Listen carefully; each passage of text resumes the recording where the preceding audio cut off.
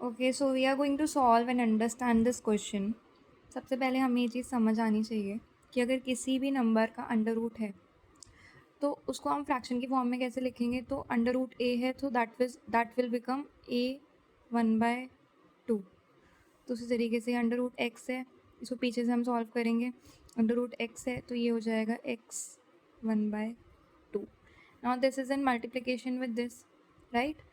So bases are same, so power will be added. Bases are same, so power will be added. 2 plus 1/2.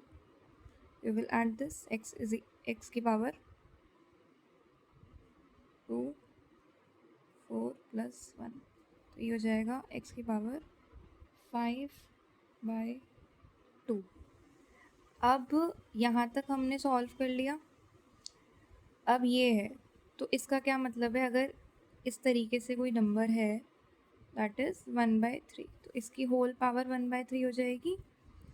तो इसकी whole power 1/3। अब power की भी power है, तो जब पावर की भी पावर होती है तो हम उन्हें मल्टीप्लाई कर देते हैं पावर्स को साथ में। तो x की पावर 5/2, उसकी होल पावर 1/3, तो मल्टीप्लाई 5 1 ज़ा 5, तो x की पावर 5/2 3 ज़ा 6, 5/6। हमने यहाँ तक इसको सॉल्व कर लिया है। x की पावर 5/6 आ गई। अब हम ये करेंगे, अब इसको लेते हैं। अब ये इसके साथ मल्टीप्लाई में हो जाएगा तो पावर ऐड कर लेंगे वापस से।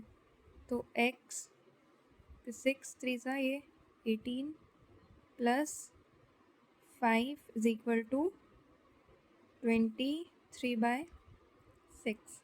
x की पावर कितनी आ गई है? 23/6 आ गई है। हमने यहाँ तक कर लिया। अब इसकी होल पावर क्या है? 4 है। तो जिस तरीके से हमने ये किया था 1/3, तो उस तरीके से 1/4 हो जाएगा। तो इसकी अब होल पावर कितनी हो गई है? 1/4 हो गई है।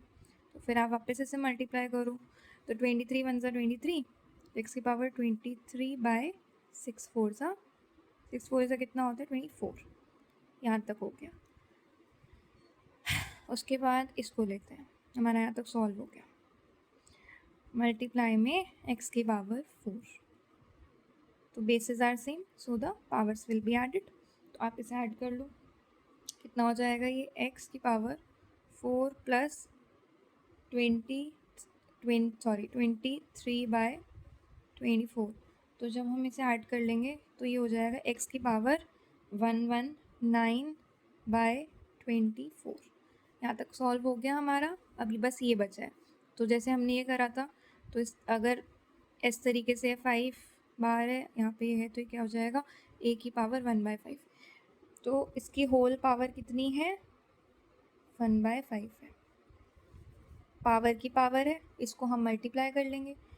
तो x की पावर 119 इंटू 1 कितना होगा? 119 अपॉन x की पावर, यहाँ पे क्या 24/5 है, तो जाएगा 120। So this is our answer. x की पावर 119/120।